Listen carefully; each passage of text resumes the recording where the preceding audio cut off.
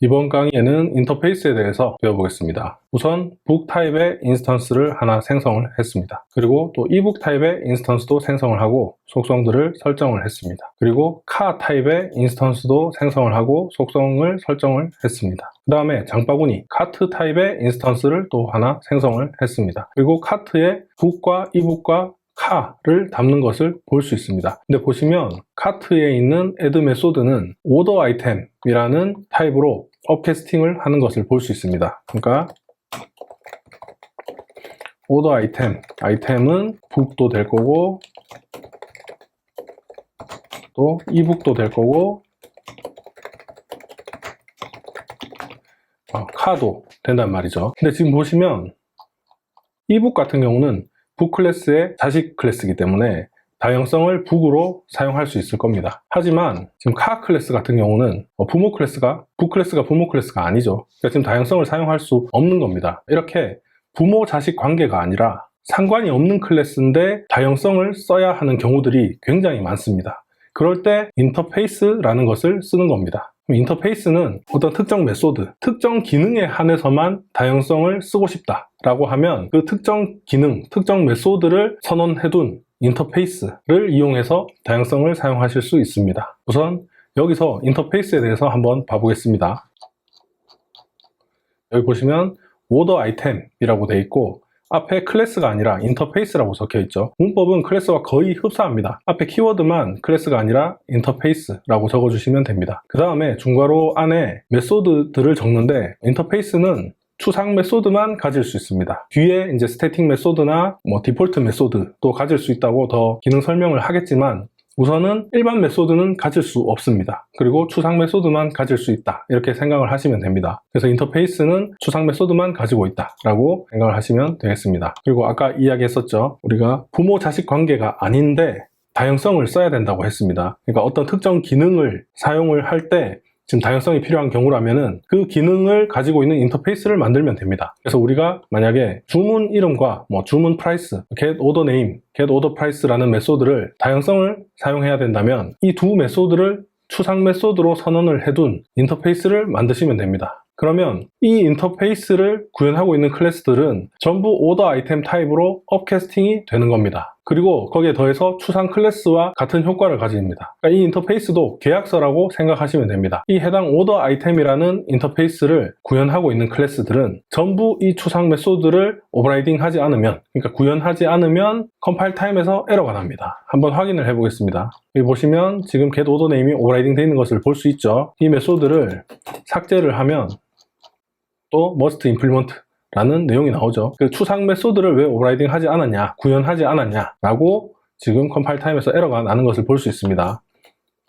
그래서 이 기능은 지금 추상 클래스와 같은 기능을 가지고 있다는 것을 우리가 알 수 있습니다. 그리고 인터페이스를 구현을 할 때는 클래스 다음에 extend, 상속처럼 extend가 아니고 implement라고 적은 다음에 인터페이스 이름을 적으시면 됩니다. 그러면 이 클래스는 해당 인터페이스를 구현하고 있다 라고 이야기를 하게 되는 겁니다. 상속이 아니고 구현한다 라고 이야기합니다. 그럼 order item이라는 인터페이스를 구현했기 때문에 이 두 메소드를 강제적으로 구현을 해야 되겠죠. 오버라이딩을 해서 구현을 해야 됩니다. 그러면 이 order item이라는 인터페이스를 구현하고 있는 모든 클래스들은 이 두 메소드를 구현하고 있다는 우리가 확신을 할 수 있는 겁니다. 그렇기 때문에 이 order item이라는 인터페이스로 업캐스팅을 하게 되면, 그러니까 order item 타입의 참조 변수로 다른 인스턴스들을 받게 되면 이 order name과 order price는 무조건 구현이 돼 있을 거기 때문에 메소드가 실행이 된다는 우리가 확신을 가질 수 있게 되는 거죠. 그래서 보시면 북 클래스도 지금 order item 인터페이스를 구현을 하고 있고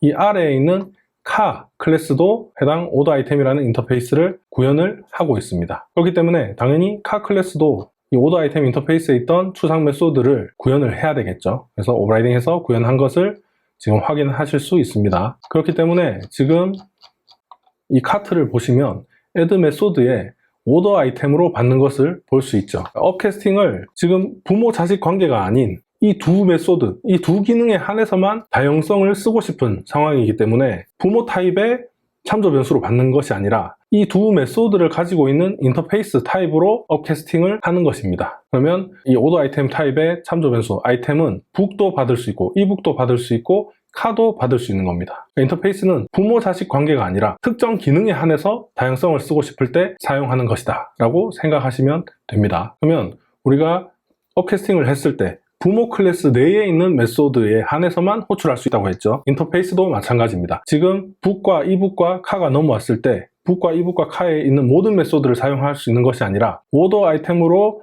업캐스팅을 하는 순간 이 getOrderName과 getOrderPrice밖에 사용할 수 없게 됩니다. 그래서 인터페이스의 장점 중에 하나가 이 인터페이스 이름을 보면 이름만 보고도 이 메소드 안에서는 어떤 기능을 사용하겠구나 라는 것도 좀 유추를 할 수 있는 이런 장점도 있습니다. 그래서 이 내용은 조금 어려울 수 있기 때문에 일단은 어떤 기능이 실행되는지 좀 알기 쉽다라고 생각을 해주시면 되겠습니다. 그래서 또 이 배열도 마찬가지 인터페이스 타입으로 선언을 할 수 있고 이 해당 배열에는 book이나 eBook이나 카 모두 다 저장을 할 수 있는 것을 우리가 볼 수 있죠. 그리고 또 인터페이스의 특징이 있습니다. 이 내용은 나중에 또 지금 좀 이따가 제가 설명을 할 건데 인터페이스는 다중구현이 됩니다. 이 말이 무슨 말이냐면 상속은 한 클래스밖에 상속을 받을 수 없습니다.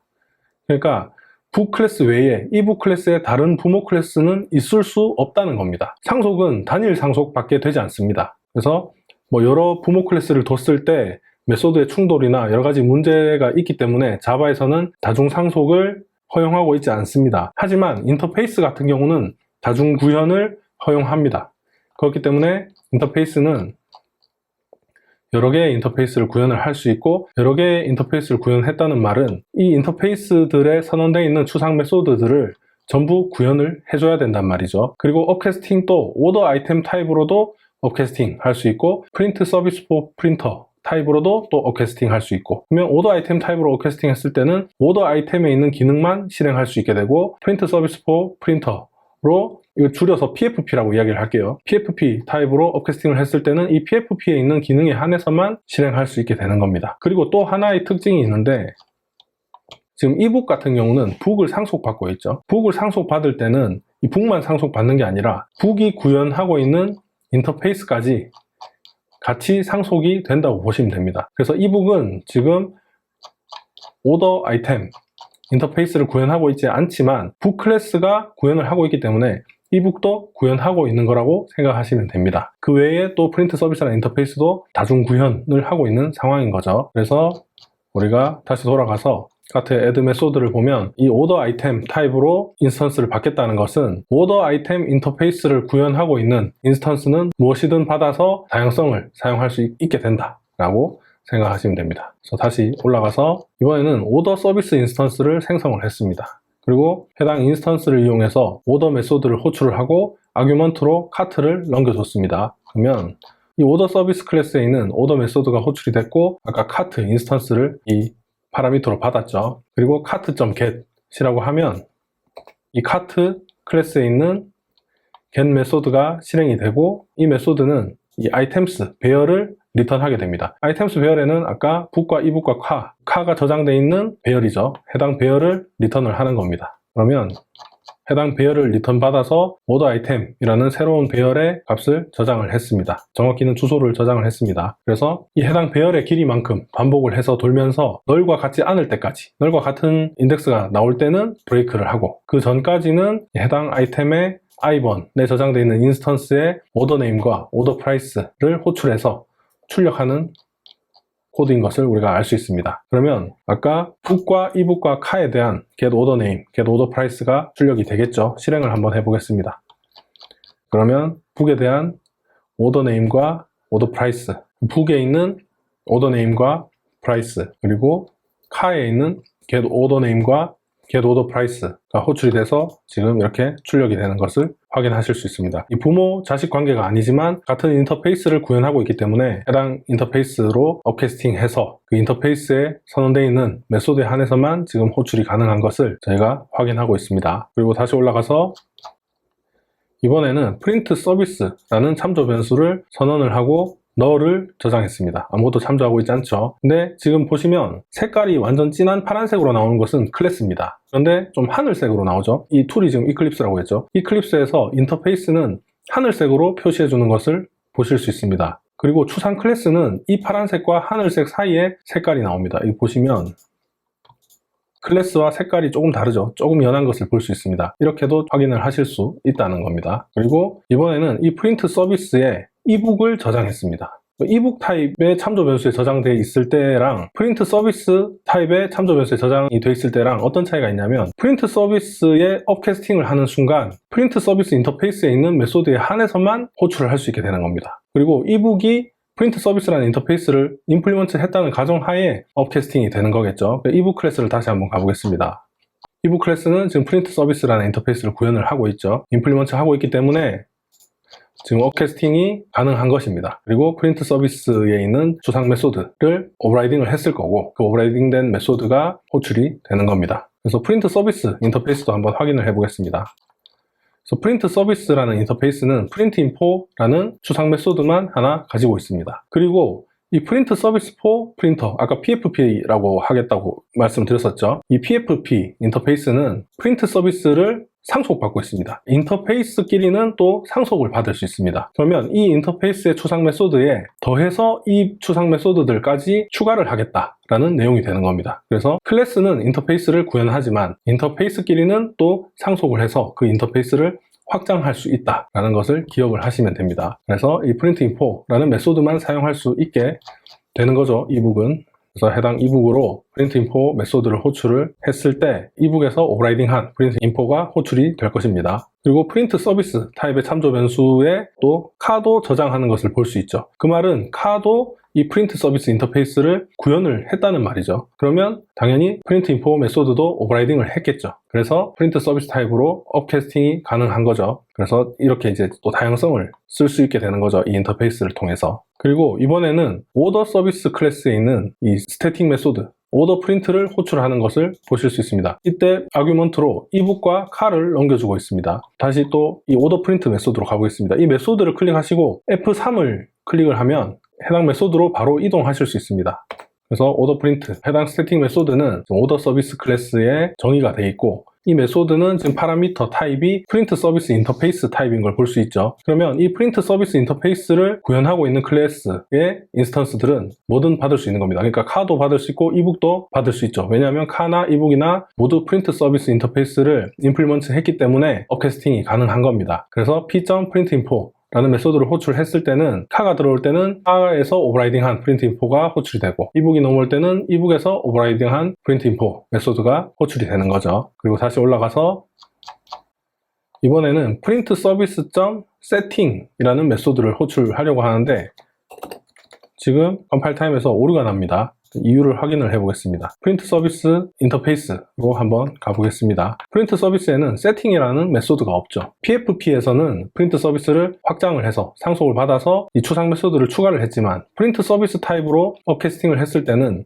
이 프린트 인포라는 메소드밖에 못 쓰는 겁니다. PFP 타입으로 변환을 해야 세팅 메소드가 호출이 가능하다는 거죠. 그래서 지금 컴파일 에러가 나는 거죠. 그리고 이번에는 칼을 PFP 타입으로 저장을 했습니다. 그 다음에는 이 세팅이 호출이 되는 거죠. 왜냐하면 이 PFP에는 세팅, 추상 메소드가 선언되어 있기 때문에 해당 메소드를 호출할 수 있는 겁니다. 그래서 우리가 카 클래스를 한번 가보겠습니다. 카 클래스를 가보면 PFP를 구현하고 있는 것을 볼 수 있죠. 그러면 업캐스팅을 할 때 PFP로도 업캐스팅이 가능하지만 프린트 서비스는 PFP의 부모이기 때문에 그 PFP가 아닌 프린트 서비스로도 업캐스팅이 가능합니다. 그러니까 PFP의 부모 인터페이스까지도 업캐스팅이 가능하다는 거죠. 하지만 PFP가 아니라 프린트 서비스로 받았을 때는 프린트 서비스 인터페이스에 있는 추상 메소드에 한해서만 호출이 가능해진다라는 것을 명심하셔야 됩니다. 그래서 여기서 우리가 다시 한번 말씀을 드리자면 해당 인터페이스를 구현했을 때 이 인터페이스로만 업캐스팅을 할 수 있는 것이 아니라 이 인터페이스의 부모 인터페이스 타입으로도 업캐스팅이 가능하다라는 거죠.